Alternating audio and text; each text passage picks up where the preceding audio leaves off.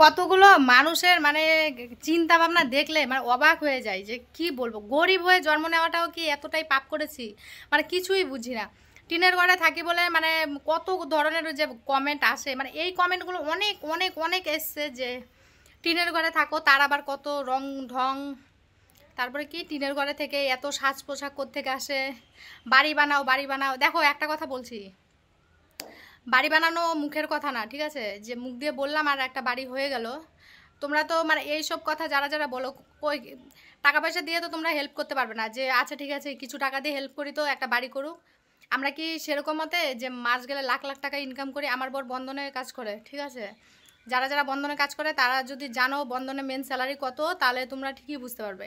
তো যাই হোক, মানুষ তো আর একবারে উপরে উঠতে পারে না, আস্তে আস্তে করে সোশ্যাল মিডিয়াতে কাজ করছি। সোশ্যাল মিডিয়া থেকে যে কিছু মানে আয় করব সেটারও আমার কপাল নেই। কেন কেন বলছি বলো তো? আমার পিছনে কতগুলো এমনভাবে পড়ে আছে, মানে জোকের মতো আমার পিছনে পড়ে আছে। জোকের মতো কেন বলছি, এত ফেক অ্যাকাউন্ট খুলেছে রে ভাই, মানে মাথাটাই পুরো নষ্ট হয়ে যায়। একটা দুটো তিনটে চারটে হলে মানা যায়, 50টা 60 70টার মতো মনে হয় ফেক অ্যাকাউন্ট খুলেছে। 60 70টা ফেক অ্যাকাউন্ট যদি খোলে, আমার আমার আইডি পেজে তো কিছুই নেই, কিছু আমি ভিডিও পোস্ট করে সাথে সাথে নিয়ে ওরা পোস্ট করে দেয়। আমারগুলো সবাই মনে করছে ফেক। ওই একটা ভিডিওতে কত জায়গাতে রিয়াকশান দেবে মানুষ, কত জায়গাতে দেখবে বলো তো?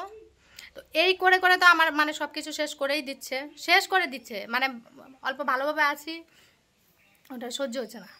তার মধ্যে গিয়ে আমি তোমাদেরকে একটা সমস্যার কথা বলেছি যে দেখো আমরা যে বাড়ি ইচ্ছা যদি করি এখন মানে ছোটো মোটো করে একটা ঘর করতে পারবো, ঠিক আছে, ঘর করতে পারবো, কিন্তু মানে আমাদের হচ্ছে গিয়ে বাড়ির জায়গাটা মানে এমন একটা পরিস্থিতিতে, এই যে বাড়িটা যে আমরা এই বাড়িতে আছি, এই বাড়িতে হচ্ছে গিয়ে ওই যে ওই ঘরটাতে শাশুড়ি থাকে, এই ঘরটার দেওয়া থাকে, আর এই ঘরটাতে আমি থাকি, ঠিক আছে, আমার বর আমি মানে আমার ছেলে আমরা থাকি। আর বাড়িটার রাস্তা আমি তোমাদের দেখাচ্ছি, এই যে এটা হচ্ছে মেন রাস্তা, ঠিক আছে, এটা দিয়ে ওদিকে ঘুরে ঘুরে অনেকটা রাস্তা যেতে হবে বাড়ির মানে মেন রাস্তা। আর শর্টকাটে যদি উঠি, ওই যে একটা বাড়ি দেখতে পাচ্ছ না হাপল ঘরটা, ওটা হচ্ছে আমার বড় জ্যাঠা শ্বশুরের বাড়ি, ঠিক আছে, ওদের বাড়ির উপর দিয়ে যেতে হয়। তো এইখানে এই বাড়িটা করে কি করব? এখানে এত টাকা পয়সা খরচা করে যদি এখানে ঘরটা করি, এখানে ঘর করে কি হবে? বাড়ির পিছনে আর কতদিন মানুষ থাকে? আর দেওর আর ভাসুর ওরা শ্বশুরের জায়গা ছিল রাস্তার পাশে, ওই জায়গাটা ওরা নিয়ে নিয়েছে, ঠিক আছে। আমার বর হচ্ছে গিয়ে মানে কি বলবো, বোকাও বলবো না, হাদারামও বলবো না, চালাকও বলবো না, মানে কোনো কিছুই না, ও কোনো কিছুই না বলে আজকে এই অবস্থা বাড়ির পিছনে রেখে দিয়েছে। তো আমরা ভেবেছিলাম যে এই বাড়িটা হয়তো, এই বাড়ি থেকে সবাই ওরা চলে যাবে, শাশুড়ি শ্বশুর ওখানেই থাকবে, তা আমরা এই বাড়িটাই আচ্ছা ঠিক আছে নিজের মতো করে গুছিয়ে নেবো। এখন ওরা এই বাড়িটাও ছাড়বে না, তাহলে বেকার আমি বাড়িঘর করে টাকা পয়সা নষ্ট করে কি করব? তাহলে টিনের ঘর আছে এটাতেই থাকি, অশান্তি হচ্ছে শান্তি হচ্ছে, যা কিছুই হচ্ছে এই বাড়িতেই হচ্ছে, ঠিক আছে। তো মানে এই সমস্ত যে কমেন্টগুলো করো না, যে টিনের ঘরে থেকে এত রং ঢং করো, দেখো আমার মনটা, মানুষের শখ আহ্লাদটা হচ্ছে অন্যরকম, শখ আহ্লাদ আছে, শখ আহ্লাদ পূরণ করি, শখ করি।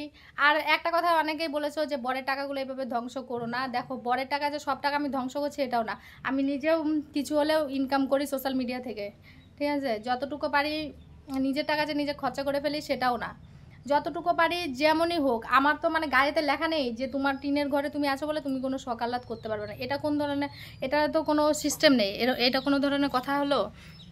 কোনো কথা না। তো হচ্ছে গিয়ে এবার মানে কথাবার্তা না বলবে একটু, একটু চিন্তা ভাবনা করে বলো। মানুষ কেউ ইচ্ছা করে কেউ গরিব থাকতে চায় না, সবাই চায় যে সবারই টাকা পয়সা হোক, সবাই বড়লোক থাকুক, সবাই ভালোভাবে থাকুক, কেউ মানে নিজের থেকে গরিব সেজে থাকতে চায় না। আর কারোর মানে এটা রং লাগে না যে মনের মধ্যে রং লেগেছে আমি গরিব থাকবো, সবাই ভালো থাকতে চায়, সবাই বড়লোক হতে চায়, সবারই চায় টাকা পয়সা। কিন্তু এখন যদি আমাদের ভাগ্যটাই খারাপ থাকে তাহলে সেখানে আর আমাদের কি করার আছে বলো? তো এই কালকেও একটা ভিডিও পোস্ট করেছিলাম, মানে এইখানে অনেকগুলো কমেন্ট এসছে যে বাবা টিনের ঘরে থেকে কি রং ঢং। তো মানে আর কি বলবো এখন বলো তো? আমি মানে বেশি আমার না এইসব কথা সহ্য হয় না, বেশি কিছু বলতে গেলে মানে ঝগড়া লেগে যাবে, ঝগড়া লেগে যাবে মানে কি ঝগড়ার কারণ মানে সোশ্যাল মিডিয়াতে উল্টোপাল্টা কিছু বলে দেবো, তারপরে আমারই সমস্যা হয়ে যায়।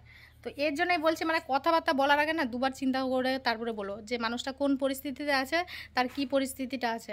বাড়ি ঘরের কথা বললেই আর ঘর বাড়ি হয়ে যায় না, ঠিক আছে, একটা ঘর করার জন্য একটা জায়গার দরকার, টাকা পয়সার দরকার, বাড়িটা করা দরকার, তারপরে হচ্ছে গিয়ে সব কিছু। মুখ দিয়ে বলে দিলাম ঘর করো হয়ে গেল, কোনো সময়ও না। এরকম যদি হতো সবাই দালান বাড়ি করে বসে থাকতো, ঠিক আছে। আমার ঘাড় ব্যথা করছে গো, থাকো।